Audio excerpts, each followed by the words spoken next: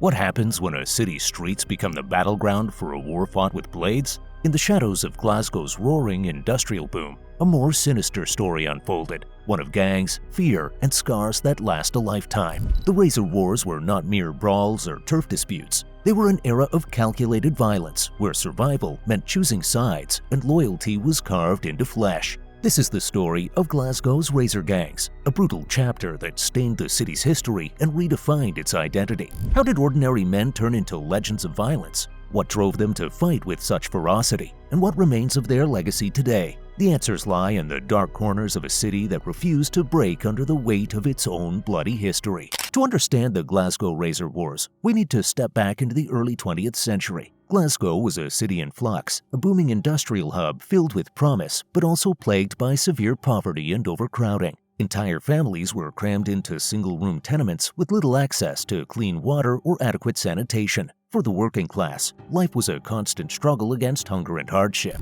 In this environment, crime flourished. Young men, disillusioned and desperate, banded together to survive. What started as groups of boys defending their neighborhoods from rival factions quickly evolved into something far more sinister: organized razor gangs. These gangs didn't just spring up overnight. Their emergence was the culmination of years of economic inequality, social fragmentation, and a lack of opportunities for upward mobility. Glasgow's young men often found themselves trapped in a cycle of poverty and violence, with gang membership offering a semblance of power, protection, and purpose. The razor in this context wasn't just a weapon, it was a symbol of survival in an unforgiving world. Why razors? It was a weapon of practicality and terror. Straight razors were cheap, easily concealed, and readily available. With a single swipe, they could permanently disfigure a victim, leaving behind not just a scar but a message. The razor became a symbol of Glasgow's violent underworld. The razor gangs of Glasgow didn't just thrive on violence, they operated as meticulously crafted systems, blending charisma, fear, and strategy to maintain their dominance. Each layer of these groups was designed to uphold their authority and enforce their will, creating a chillingly effective machine of power. The masterminds. Figures like Billy Fullerton weren't mere brutes, they were architects of chaos. Fullerton's unmatched ability to strategize and manipulate turned the Billy Boys into an empire, wielding control not just with brutality, but with an aura of invincibility. The enforcers of fear. Behind every successful gang leader was their loyal enforcers, the fists and blades of the operation. Men like Big Jimmy McBride didn't just punish, they made examples of anyone who dared to defy the gang's authority. The message was clear. Defiance came with scars that spoke louder than words. The shadows. Hidden within rival factions or on the fringes of society were informants like Robert Bobby McLean. Their dangerous double lives as spies and saboteurs were instrumental in staying ahead of the game, yet betrayal loomed like a shadow over their every move. The manipulators. Targeting desperate youth, recruiters like Tommy the Whisperer Logan lured them into the fold. Promises of respect, security, and belonging masked the harsh realities awaiting those who joined. Yet Logan's words were as sharp as the blades the gang wielded.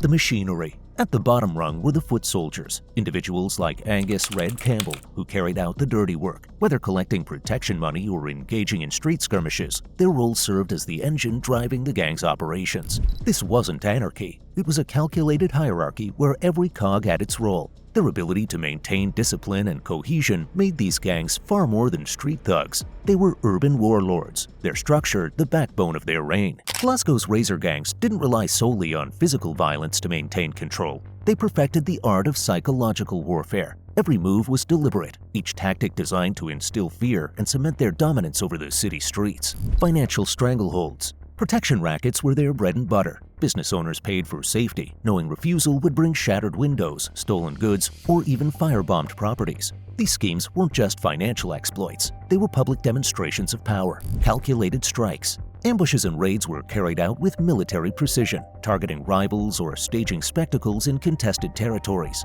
These weren't random attacks, they were performances of terror meant to ensure compliance and deter competition. Spectacles of supremacy. Public parades, complete with visible weapons and brazen displays of force, served as territorial claims. Marching through rival neighborhoods wasn't just an act of defiance, it was a declaration of dominance. Trust as a weapon. The most dangerous tool for gangs was not their razors, but their ability to infiltrate and manipulate. Informants embedded within rival factions sowed distrust and orchestrated betrayals that often led to deadly consequences. Marks of submission. Victims weren't just harmed, they were scarred. Razor attacks left visible reminders of the gang's power, turning survivors into walking symbols of what happened when you crossed the wrong people. Through fear, control, and psychological dominance, these gangs didn't just enforce their rule, they ensured it seeped into the fabric of daily life, making resistance seem futile. For Glasgow citizens, navigating life during the Razor Wars was a test of endurance and adaptability. Fear was a constant companion, shaping every interaction and decision in a city held hostage by its underworld rulers.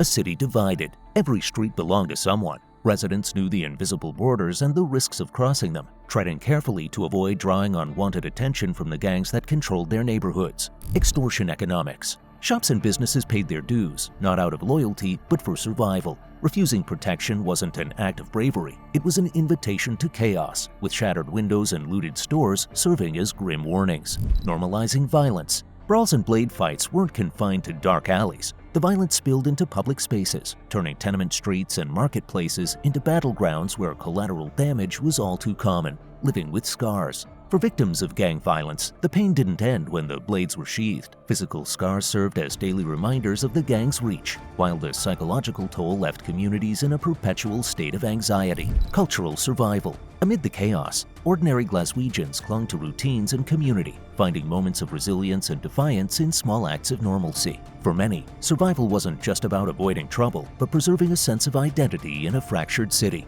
Under the Razor shadow, Glasgow became a city where fear ruled, but the spirit of its people endured, even in the darkest times. Ordinary Glaswegians' lives during the Razor Wars were marked by a delicate balance. Tenement dwellers were often aware of the gangs that controlled their area, and they learned to exercise caution to avoid conflict. Protection rackets were commonplace, with businesses paying insurance to avoid becoming targets. Refusing to pay often resulted in shattered windows, looted stores, or worse. Violence wasn't limited to dark alleys or clandestine meetings. It spilled into public spaces, parks, pubs, even football matches. Innocent people frequently found themselves in the wrong place at the wrong time, victims of stray blows or mistaken identity. The police were either overwhelmed or complicit, leaving many to fend for themselves. Daily routines were shaped by the shadow of gang influence. Streets that were vibrant by day often became no-go zones by night. Parents escorted children in groups to ensure their safety, while shopkeepers devised quiet agreements with gangs to ensure their businesses weren't destroyed. Trust was a scarce commodity, and even casual disputes could erupt into deadly violence.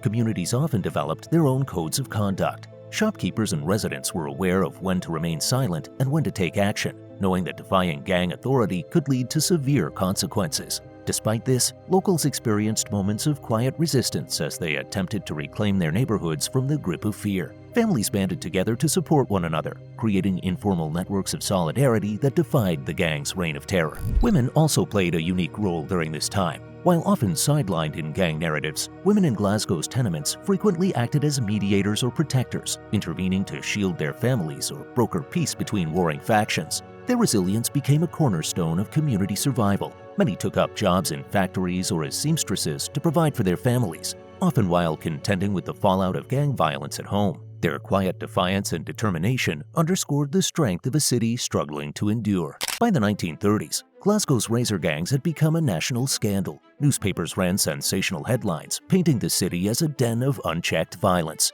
The public outcry forced authorities to act. Enter Sir Percy Sillitoe, a no-nonsense chief constable appointed to clean up Glasgow's streets. Sillitoe introduced a hardline approach, increasing police patrols and cracking down on gang activities. One of his most effective strategies was targeting gang leaders directly, removing the heads of these criminal organizations to destabilize them. Sillitoe's reforms extended beyond policing. He worked to address some of the root causes of gang violence, advocating for better housing and youth programs. While these efforts didn't eliminate the gangs entirely, they laid the groundwork for a safer, more cohesive Glasgow. Sillitoe also used public humiliation as a weapon. Arrested gang members were paraded through the streets to show that the law was taking back control. His efforts significantly reduced gang violence, but the scars, both literal and figurative, remained. While the Razor Wars were deeply rooted in Glasgow, their influence stretched far beyond. The tactics and terror employed by Glasgow's gangs inspired similar methods in other cities. In London, gangs like the Cray Twins adopted the idea of using disfigurement as a form of punishment, though they favored knives over razors.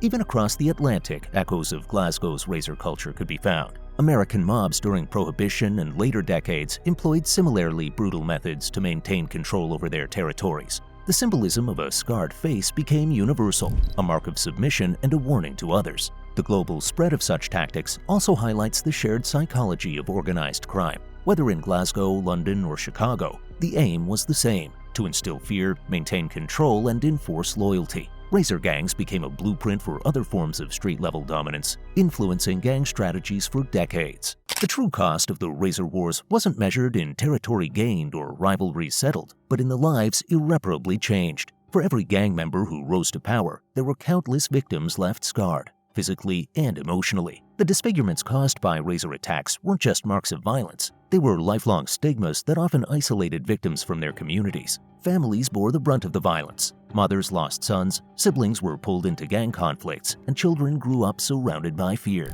The trauma of living in constant danger left deep psychological wounds that spanned generations. Stories of resilience emerged, but so too did tales of communities fractured by betrayal and mistrust. This section of Glasgow's history also highlights the systemic failures that allowed such violence to thrive. Overcrowded tenements, limited access to education, and limited economic opportunities created a desperation-inducing atmosphere. The Razor Wars were a symptom of these deeper societal issues, a grim reminder of what happens when people are left with few options and no hope. The Glasgow Razor Wars were more than a series of violent conflicts. They were a symptom of deeper societal issues. Poverty, sectarianism, and a lack of opportunities created an ideal environment for gang violence to flourish. The scars left by this period are still visible today, not just on the faces of victims, but in the collective memory of a city that has fought hard to redefine itself. Glasgow today is a vibrant, thriving city, but its dark past serves as a cautionary tale about what happens when inequality and division go unchecked. The Razor Wars may have ended, but their lessons remain vital. If you found this exploration of the Glasgow Razor Wars compelling, make sure to share, like, and subscribe for more deep dives into history's darker chapters. What other stories from the underworld or urban legends would you like us to uncover? Let us know in the comments below. Thank you for watching, and as always, stay curious, but stay safe.